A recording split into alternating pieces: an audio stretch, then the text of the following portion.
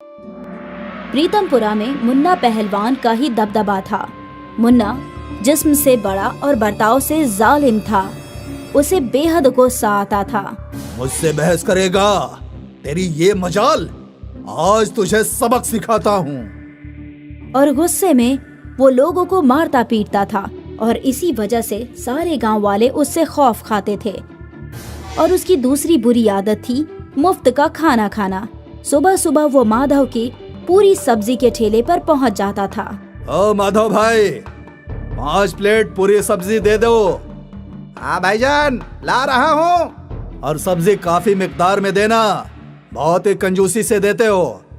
अरे शैतान, तू तन्हा ही आधे सब्जी खा जाता है बार बार मांग कर, और कहता है मैं कंजूसी से देता हूँ।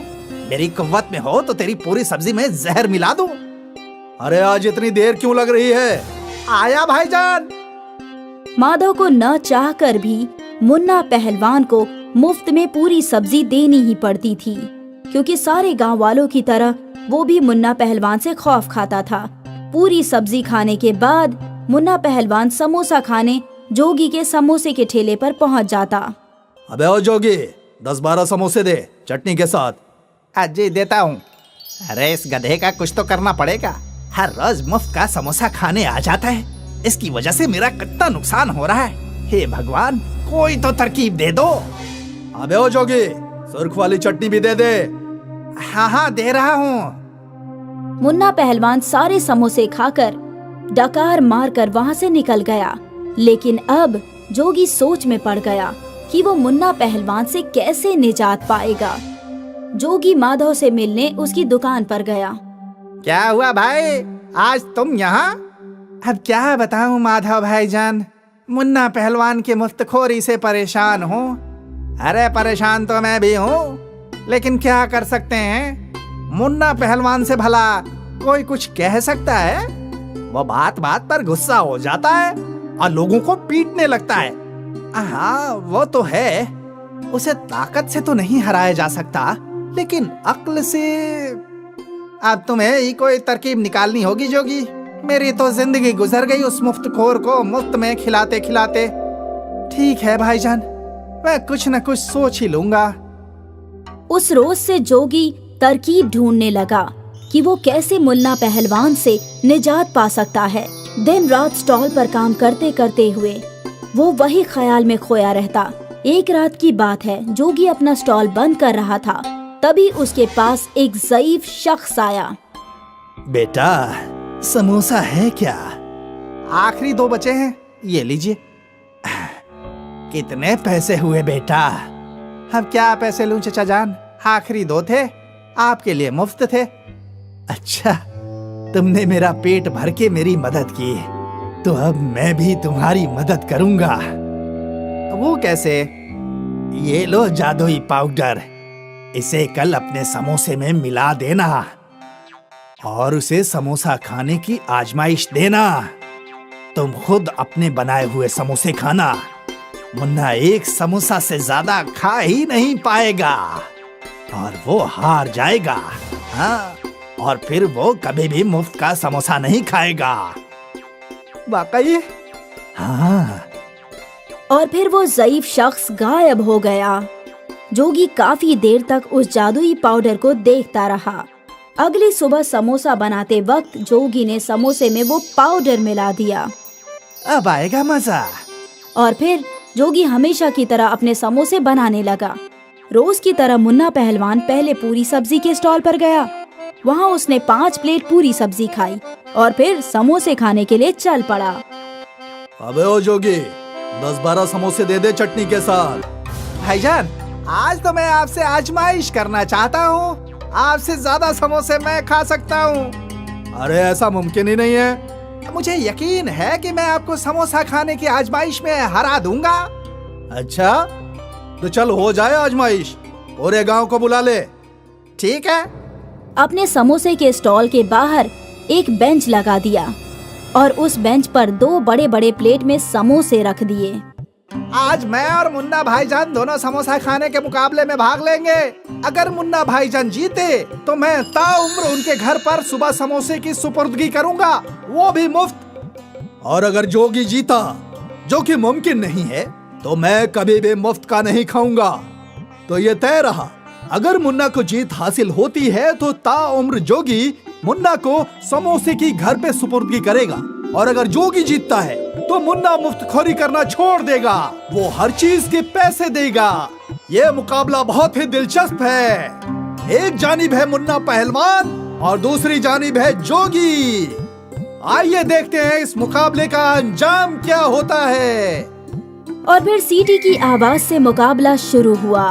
मुन्ना और जोगी दोनों ने एक एक समोसा उठा लिया। मुन्ना ने हड़बड़ी में समोसा मुंह में डाल लिया और जोगी आराम से समोसा खाने लगा। मुन्ना समोसा चबाए जा रहा था, लेकिन उसका समोसा खत्म ही नहीं हो रहा था। बेचारा मुन्ना पहलवान, जादुई पाउडर से बना समोसे खाकर वो हार ही जाएगा। जोगी ने एक समोसा खत्म किया और फिर दूसरा खाने लगा, फिर तीसरा, फिर चौथा। मुन्ना पहलवान अभी तक पहला समोसा ही खा रहा था। ये मुझे क्या हो रहा है? मैं खा क्यों नहीं पा रहा हूँ? ये मुझे क्या हो गया? वहाँ देखते ही देखते जोगी ने 8 समोसे खा लिए। मालूम होता है मुन्ना पहलवान का पेट भरा हुआ है, वो तो एक भी समोसा नहीं खा पा रहे हैं। मुन्ना पहलवान ने उसे घूर कर देखा, लेकिन काफी वक्त से मुन्ना पहलवान से पहला समोसा ही खत्म नहीं हो पा रहा था। आखिर परेशान होकर मुन्ना बेंच पर से उठ गया। क्या हुआ मुन्ना भाईजान? मुन्ना की आंख, नाक और मुंह सब सुर्ख हो चुके थे। वो समोसा खत्म ही नहीं कर पा रहा था और फिर आखिरकार उसने वो समोसा थूक ही दिया। मैं अपनी हार कबूल करता हूँ। तो आज एक नामुमकिन जीत हासिल की है जोगी ने। जोगी ने 10 समोसे खा लिए और मुन्ना हार गया है। वो एक भी समोसा नहीं खा पाया। मुन्ना पहलवान इतनी बुरी तरह से हारेगा ये सोचा भी नहीं था। अरे ये कैसा पहलवान है? अरे भाई, इससे बेहतर तो जोगी है। मुन्ना पहलवान के तो दिन भर गए। गांव वाले तरह तरह से मुन्ना पहलवान का मजाक उड़ा रहे थे और इस मर्तबा मुन्ना को सबकी बातें सुननी पड़ रही थी। मुन्ना पहलवान पहली मर्तबा मुकाबला हारा था। लानत है मुझ पर। मुन्ना अपना मुंह छुपाकर वहाँ से भाग निकला। सारे गांव वालों ने जोगी की बहुत तारीफ की। वाह जोगी, तुमने तो कमाल ही कर दिया। तुमने हम सब की परेशानी हल कर दी। और भाईजान, मुन्ना पहलवान ने तो मुंह की खाई है। लगता नहीं कि अब कोई गांव वाला उससे खौफ खाएगा। उस रोज से मुन्ना का दबदबा खत्म हो गया। अब गांव वाले उससे खौफजदा नहीं होते थे और ना ही वो मुफ्तखोर बनकर गांव वालों के ठेले से मुफ्त में खाया करता था। अरे माधव भाईजान, 3 प्लेट पूरी सब्जी दे दो और ये लो पैसे। देता हूँ मुन्ना भाईजान। मुन्ना की मुफ्तखोरी का खात्मा हुआ और ये सब जादुई पाउडर से बने जादुई समोसे की वजह से हुआ। गोपाल और जगन 2 भाई थे। गोपाल का गांव में एक छोटा सा ढाबा था और जगन शहर में एक कैंटीन चलाता था। गोपाल का ढाबा अक्सर खाली रहता था, जबकि जगन की कैंटीन हमेशा ग्राहकों से भरी रहती थी और इसी वजह से गोपाल की आमदनी बहुत कम थी और जगन की बहुत ज्यादा। गोपाल को अपनी बेटी को अंग्रेजी मीडियम स्कूल में दाखिला दिलाना था। शोभा, इस माह भी बस 10,000 की ही कमाई हुई है। इतने कम पैसों में कैसे होगा सब? आप फिक्र मत कीजिए, सब कुछ हो जाएगा। इस बरस में राधा का अंग्रेजी मीडियम में दाखिला करवाना चाहता था। कोई बात नहीं, अगर इस साल नहीं हो पाया तो अगले साल करा देंगे। इस साल राधा सरकारी स्कूल में ही चली जाएगी। यही बात तुमने पिछले साल भी बोली थी। कैसा बाप हूँ मैं, अपनी बेटी का दाखिला भी नहीं करवा पा रहा हूँ। अब आप जानबूझ के तो ये सब नहीं कर रहे हैं ना, आपकी मजबूरी है। हौसला रखिए, आहिस्ते आहिस्ते सब ठीक हो जाएगा। उस रोज गोपाल बेहद मायूस था। उसने अपने भाई जगन को फोन लगाया। हाँ भाईजान, बोलिए। और सब खैरियत से तो है? सब खैरियत है। अच्छा सुनो, मुझे तुम्हारी मदद की दरकार है। राधा के दाखिला के लिए पैसों की जरूरत है। अब आपसे क्या छुपाऊं भाईजान, आजकल कमाई ही नहीं है। मैं यहाँ कैसे गुजारा कर रहा हूँ मैं ही जानता हूँ। अगर मुझसे हो पाता तो मैं जरूर करता। ठीक है, कोई बात नहीं, तुम अपना ख्याल रखो। जी भाईजान। जगन ने अपने बड़े भाई को सरासर झूठ बोल दिया। जगन की कमाई तो दिन दोगुनी रात चौगुनी हो रही थी, लेकिन वो खुदगर्ज था। भाईजान को लगता है कि मेरे पास पैसों का दरख्त है। जब आफत आई कॉल लगाया, पैसे पहुंच जाएंगे। अच्छा है मैंने भाईजान को झूठ बोल दिया, अब वो दोबारा मुझसे पैसे नहीं मांगेंगे। और यहाँ गांव में गोपाल सोच रहा था कि वो क्या करे। कुछ तो ऐसा करना पड़ेगा जिससे ग्राहक ज्यादा आए, लेकिन क्या करूं? वो सोच ही रहा था कि तभी उसके ढाबे के सामने 2 साधु बाबा तशरीफ लाए। इतनी देर से चल चल कर बहुत भूख लगी है, लेकिन हमारे पास तो पैसे ही नहीं है, और यहाँ इस गांव में किसी ने हमें भीख भी नहीं दिया। अब हम क्या कर सकते हैं? गोपाल बेहद रहमदिल था। उसने दोनों साधु बाबा को अपने ढाबे में बुलाया। आइए महाराज, तशरीफ लाइए। लेकिन बेटा, हमारे पास तुम्हें देने के लिए पैसे नहीं है। कोई बात नहीं, आपको भूख लगी है और मेरे पास खाना है। बड़े ही अमीर शख्स हो तुम। नहीं बाबा, मैं तो बेहद गरीब हूँ। इतना गरीब कि मैं अपनी बेटी का स्कूल में दाखिला भी नहीं करवा पा रहा। मेरी बेटी का दाखिला मेरे कुव्वत में नहीं है, लेकिन आपको खाना तो खिला ही सकता हूँ। आप तशरीफ रखिए, मैं अभी खाना लेकर आता हूँ। गोपाल दोनों साधुओं के लिए दाल मखनी और रोटियां ले आया। शुक्रिया बेटा। भूखे साधुओं ने नोश फरमाना शुरू कर दिया। जब उनका खाना खत्म हुआ तो गोपाल उनके पास आया। तुम बहुत ही बेलौस हो। तुम्हारी नेकी ने मेरे दिल को कायल बना दिया है बेटा। मैं तुम्हें कुछ देना चाहता हूँ, एक जादुई मंत्र। ओम अन्नपूर्णाय नमः। अब से रोज तुम दाल मखनी बनाते वक्त इस मंत्र का जाप करना, और हर रोज कम से कम 10 गरीबों को खाना खिलाना। भगवान हमेशा तुम्हारा भला करेंगे। जी बाबा जी।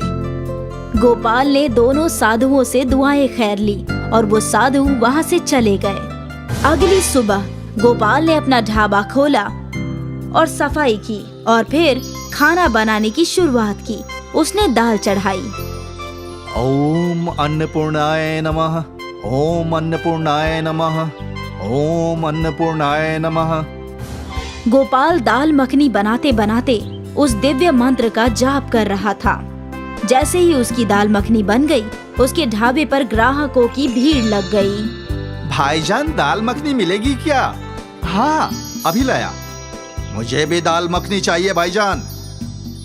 आप सब लोग तशरीफ रखिए, मैं सबके लिए दाल मखनी लाता हूँ। गोपाल जैसे जैसे दाल मखनी बनाता गया, वैसे वैसे ग्राहकों की भीड़ लगती गई। फिर दोपहर के वक्त कुछ गरीब लोगों को उसने दाल मखनी खिलाई। ऊपर वाला आपको बरकत दे। शुक्रिया भाईजान। उस रोज सुबह से शाम तक गोपाल दाल मखनी बनाता गया और ग्राहक दाल मखनी खाते गए। आज शाम को जब गोपाल ने अपना ढाबा बंद किया तो कमाए हुए पैसों को देखकर वो खुद हैरान था।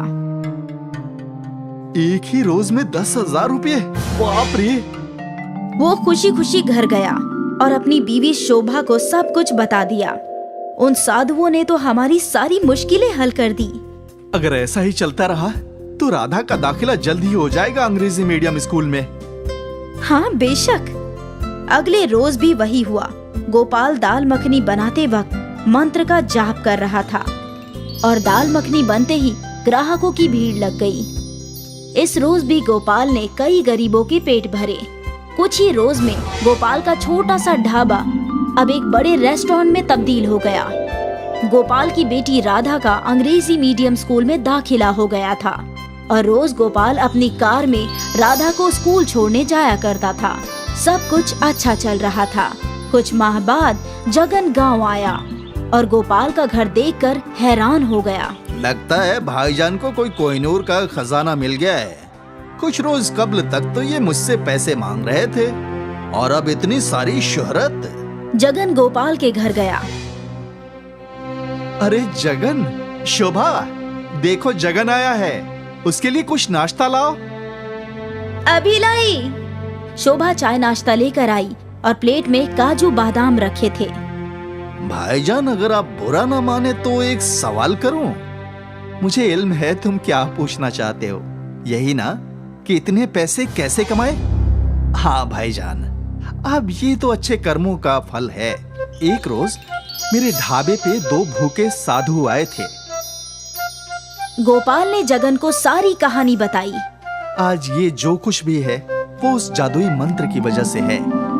भाईजान, क्या आप मुझे भी वो मंत्र सिखाएंगे? हाँ, क्यों नहीं। अब वैसे भी तुम मेरे भाई हो, मैं तुम्हें दाल मखनी बनाना भी सिखाऊंगा और वो मंत्र भी सिखाऊंगा। फिर तो मैं भी आपकी तरह अमीर बन जाऊंगा। लेकिन ख्याल रहे, तुम्हें रोज 10 मुफलिसों को दाल मखनी खिलानी है। जी भाईजान। गोपाल जगन को अपने घर के बावर्ची खाने में ले गया। वहाँ उसने जगन को दाल मखनी बनाना सिखाया। ओम अन्नपूर्णाय नमः, ओम अन्नपूर्णाय नमः, ओम अन्नपूर्णाय नमः, ओम अन्नपूर्णाय नमः। जगन दाल मखनी बनाने की पूरी तरकीब सीख गया था। उसने अपने भाई को शुक्रिया अदा किया और फिर शहर लौट गया। उस रोज वो अपने कैंटीन में गया और दाल मखनी बनाना शुरू कर दिया। ओम अन्नपूर्णाय नमः, ओम अन्नपूर्णाय नमः, ओम अन्नपूर्णाय नमः। और साथ ही उस मंत्र का जाप भी कर रहा था। अब जल्दी ही ये सब बिक जाएगी और मुझे ढेर सारे पैसे भी मिलेंगे। जगन की दाल मखनी बनते ही ग्राहक आ गए। ये दाल मखनी देना। और मुझे भी। जगन खुश था कि दाल मखनी बनते ही ग्राहक आ गए, लेकिन फिर उसकी कैंटीन पर कुछ गरीब आए। भाईजान, कई रोज से कुछ खाया नहीं है, कुछ खाने को दे दो। अरे आठ भिखारी, कैंटीन खुला नहीं किया जाते हैं, दफा हो यहाँ से। जगन ने उस गरीब बच्चे को डांट फटकार कर भगा दिया और उसके साथ उसके ग्राहक भी भाग गए। उसके बाद उसके कैंटीन में एक भी ग्राहक नहीं आया। जगन को समझ में नहीं आ रहा था कि क्या वजह है। भाईजान के ढाबे पे तो भीड़ लगी रहती थी, मेरी कैंटीन में कोई क्यों नहीं आ रहा? मैंने तो हूबहू उन्हीं की तरकीब अपनाई। लगता है जादू वादू कुछ नहीं है। भाईजान ने मुझसे झूठ बोला है। वो मुझे हकीकत से रूबरू करवाना ही नहीं चाहते थे। उन्हें खजाना मिला होगा और मुझे कुछ देना ना पड़े, इसलिए ऐसा बोला होगा। जगन को उस मंत्र के जादुई होने पे एतबार नहीं रहा। उस रोज के बाद उसने कभी वापस कोशिश नहीं की। जगन को अपनी गलती समझ नहीं आई कि उसे गरीबों को भी खाना खिलाना था। गोपाल मंत्र के जाप और अपनी नेकी से रईस होता गया और जगन वहीं छोटे से कैंटीन में बैठा रहा। नेकी का फल हमेशा नेक ही होता है। एक गांव में सूका और लंबू 2 भाई रहते थे, लेकिन दोनों की आपस में बिल्कुल नहीं बनती थी। दोनों को लगता था कि उसका भाई उसका भला नहीं चाहता, इसीलिए दोनों रोजाना आए दिन झगड़ते रहते थे। उनकी अम्मा उन्हें समझाती थी, लेकिन वो दोनों अपनी अम्मा की बात भी नहीं मानते थे और इसका फायदा चतुर उठाता था। आए दिन दोनों अपना काम बदलते रहते थे। एक रोज सूका ने बिरयानी की ठेली लगा ली, जबकि लंबू अमरूद ही बेच रहा था। देख लंबू, तू अमरूद में मुझसे बहस कर रहा था, इसलिए मैंने चिकन बिरयानी का काम शुरू किया है। अब तू यहाँ कोई बहस मत करना, वरना अच्छा नहीं होगा। देख भाई, अगर तू प्यार से कहता तो इस बार मैं तेरी बात मान भी जाता, लेकिन तूने मुझे पीटने की धमकी दी है। अब मैं कल से चिकन बिरयानी ही बेचूंगा, लेकिन इस बार मैं तेरा काम बंद करा कर रहूंगा। ठीक है, देखते हैं कि कौन जीतता है। दोनों बहस कर ही रहे थे कि तभी वहाँ चतुर आ गया। क्या हुआ भाई, कैसे लड़ रहे हो सुबह सुबह? और सुका, तू आज बिरयानी ले आया, वो भी चिकन? अरे वाह, ला एक प्लेट दे, खाकर बताऊं कि कैसी बनी है। चतुर भाईजान, ये ठेला आपका है, जितना खाना है आराम से खाओ। चतुर ने बिना पैसों के ही खूब बिरयानी खाई। वो सूका की बिरयानी की तारीफ करने लगा। ये बात लंबू को पसंद नहीं आई। सुका, तूने बिरयानी तो गजब बनाई है, खाकर मजा आ गया। अब ये ग्राहकों को भी खूब पसंद आएगी। अरे भाईजान, तुम कल मेरे हाथ की बिरयानी खाना, उंगलियां चाटते रह जाओगे। ठीक है, कल की कल देखी जाएगी। अभी तो तुम अमरूद ही खिला दो, तुम्हारे अमरूद भी कम अच्छे नहीं हैं। लंबू थोड़ी सी तारीफ से खुश हो गया और चतुर को मुफ्त के अमरूद मिल गए। सूका ने दिन भर बिरयानी 50 रुपए में बेची और उसकी अच्छी कमाई हुई। ये बात उसकी आंखों में खटक रही थी। शाम को दोनों भाई अपने घर की जानिब चले। अगले रोज लंबू सूका से पहले ही अपनी कार्ट लेकर पहुंच गया और उसने उस बोर्ड पर लगा दिया चिकन बिरयानी 40 रुपए प्लेट। कुछ ही देर में वहाँ सूका भी आ गया। पागल, इतने कम में बिरयानी बेच रहा है। आज बताऊंगा तुझे कि तू कैसे अपनी बिरयानी बेच पाएगा। दोनों भाइयों के रेट में अंतर देखकर लोग लंबू के पास ही जा रहे थे और सस्ते होने की वजह से बिरयानी का लुत्फ उठा रहे थे। ये देखकर सूका को भी बिरयानी सस्ती करने का आइडिया आया और उसने 50 की जगह 40 लिख दिया। अब दोनों में बराबर की टक्कर हुई और शाम को बिरयानी बेचकर दोनों घर पहुँचे। मैंने सुना है कि तुम दोनों आज भी अपना नुकसान करके आए हो। अम्मा, इसने मुझे धमकी दी थी और अब मैं इसका काम बंद करवा के रहूंगा। अम्मा, जब आपको कुछ भी इल्म ना हुआ करे तो कुछ भी मत बोला करो। ठीक है, अब से मैं कुछ नहीं कहूँगी। तुम दोनों को जो भी करना है वो करो। एक दिन सुबह सुबह चतुर सूका से मिलने आया। आओ चतुर भाईजान, बैठो। अरे मैं तो तुम्हें अपना मानता हूँ, इसलिए व्यापार के कुछ कायदे सिखाने आया हूँ। भाईजान, अब तक तुम्हारी मानकर ही तो कारोबार कर रहा हूँ। तुम अब बिरयानी को 5 रुपए में बेचना शुरू कर दो। 5 रुपए में तो चिकन का खर्चा भी नहीं निकलता। तुम अपने भाई को हराना चाहते हो ना, तो तुम्हें पैसे अपनी जेब से लगाने होंगे। लेकिन मेरे पास तो पैसे ही नहीं है। तुम्हारे ये भाई कब काम आएगा? जितने पैसे तुम्हें चाहिए मैं दूंगा। जब तुम कुछ कमा लो तो मुझे वापस कर देना। चतुर ने सूका को कर्जा दे दिया और सूका ने 5 रुपए चिकन बिरयानी का बोर्ड लगा दिया। उसके पास लाइन लग गई। लोग टोकन लेकर अपनी बारी का इंतजार कर रहे थे। लंबू ये देखकर दुखी हो रहा था। तभी वहाँ पर चतुर पहुँच गया। क्या हुआ लंबू, तुम मायूस क्यों हो? अंजाम सामने है और आप मुझसे मायूसी की वजह पूछ रहे हो। तो तू भी 5 रुपए में बिरयानी बेचनी शुरू कर दे। मेरे पास इतने पैसे ही नहीं है।